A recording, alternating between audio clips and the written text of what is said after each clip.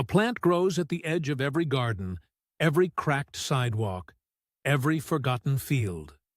A 2021 analysis published in the Journal of Food Composition and Analysis confirmed that Sonchus oleraceus contains higher concentrations of calcium, iron, and beta-carotene than commercial arugula sold in supermarkets.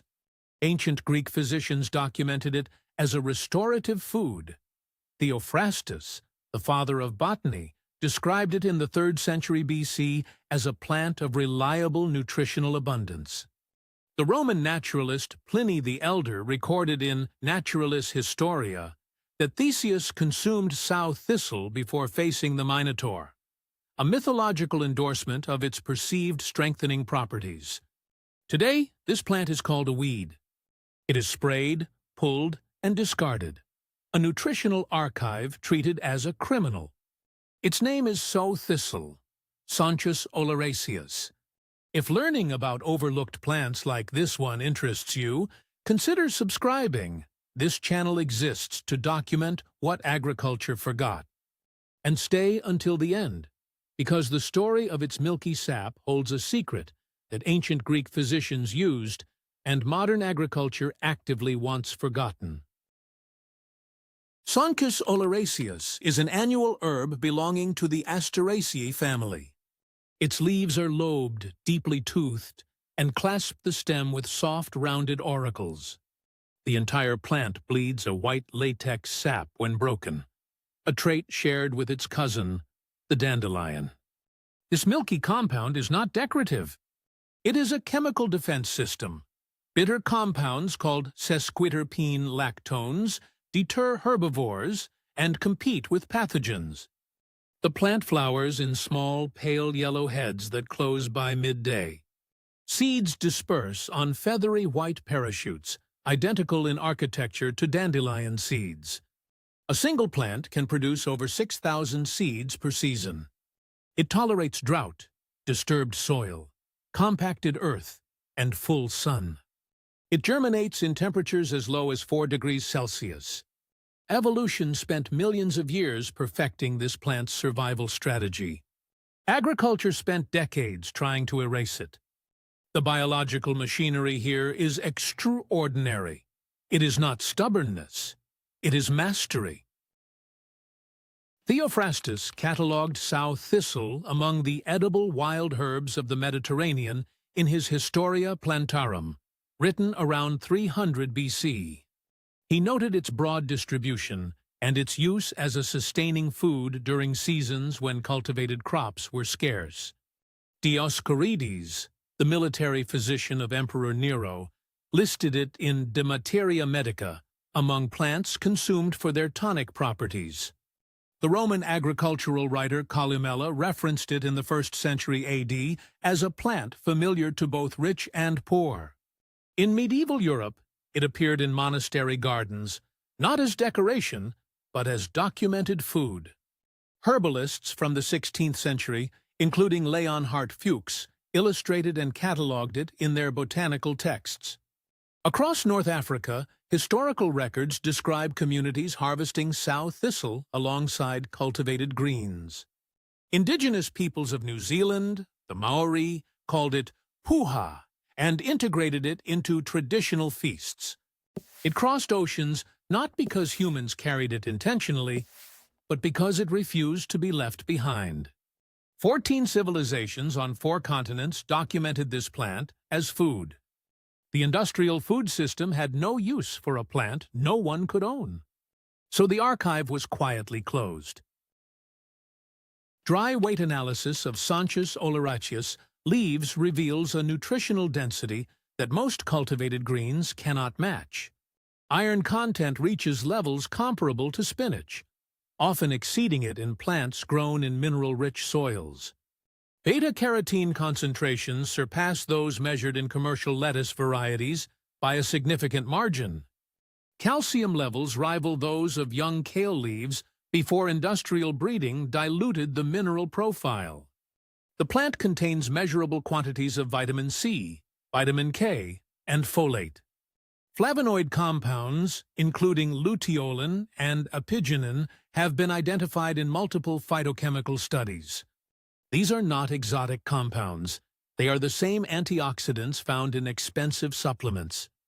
The difference is that sow thistle offers them freely in every disturbed soil on Earth.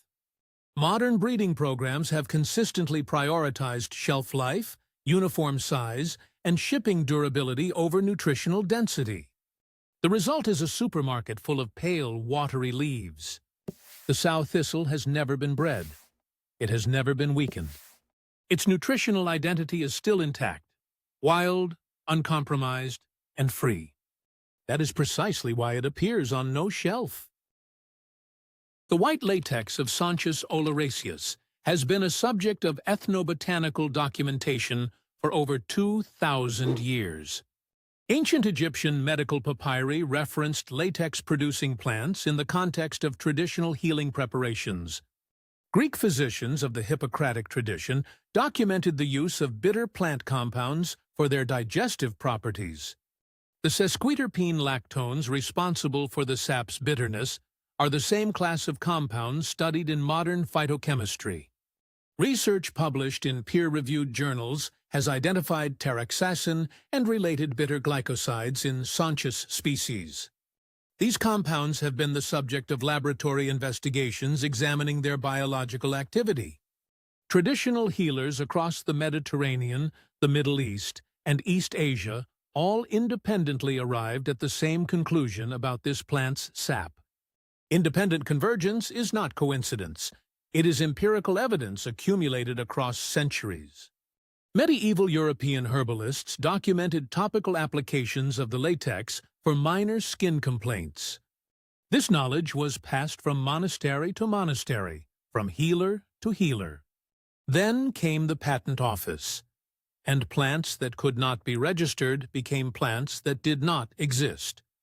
The sap still flows. The knowledge was simply reclassified as superstition.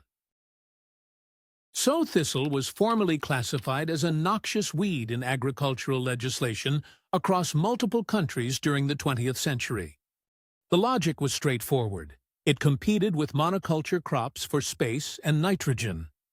Herbicide manufacturers developed specific chemical protocols targeting Sonchus oleraceus in cereal fields. The economic argument was efficiency. Eliminate the competitor. Maximize the yield of the patented crop. What the efficiency calculation never included was the nutritional value being destroyed per acre. Industrial agriculture does not measure what it eliminates, only what it sells. A 2018 review in the Journal of Ethnopharmacology noted the paradox. Plants classified as agricultural weeds frequently possess higher phytonutrient profiles than the crops they are removed to protect. The distinction between weed and crop is not botanical. It is economic. A plant with no patent, no trademark, and no supply chain has no place in a market economy. Sow thistle grows between the cracks of that logic, literally and deliberately. Every field margin where it persists is a small archive of what was deemed inconvenient. The crime was not the plants. The crime was the classification. Sow thistle requires no cultivation, no purchased seed, and no special soil amendment. It will colonize any disturbed ground, garden edges, compost margins, path borders. Where it is allowed to remain, it acts as a dynamic accumulator, drawing minerals from deeper soil layers and cycling them to the surface. Its taproot breaks compacted earth, improving drainage for surrounding plants. Companion planting traditions across Europe historically noted its coexistence with root vegetables. Aphids are attracted to sow thistle with remarkable preference, drawing pest pressure away from cultivated crops. Hoverflies, which prey on aphids, are in turn attracted to its flowers. The plant functions as a biological pest management system at zero cost. Allowing a single plant to complete its cycle and set seed ensures a permanent, self-renewing population. No reseeding required, no catalog, no purchase. The garden that makes space for sow thistle becomes, in a small way, ungovernable by the supply chain. This is not sentiment, it is practical sovereignty. The most radical act in a modern garden is choosing not to pull something. Sonchus oleraceus has survived without human assistance for millennia. It has outlasted empires, herbicide regimes, and monoculture rotations. It grows in the ruins of Roman settlements, in the margins of industrial farms, in the cracks of concrete. History has tried to erase it. The plant simply did not agree. The nutritional archive it carries, documented by Greeks, Romans, medieval monks, and Māori communities, remains intact. No breeding program has touched it. No corporation has weakened it. It is one of the few plants on Earth still offering what it offered 3,000 years ago. The question is not whether this plant has value. The question is why a culture that celebrates nutritional science continues to pour herbicide on the answer. Let this plant grow where it wants. Observe it, document it, understand it. The revolution in food sovereignty does not begin in a laboratory. It begins at the garden edge.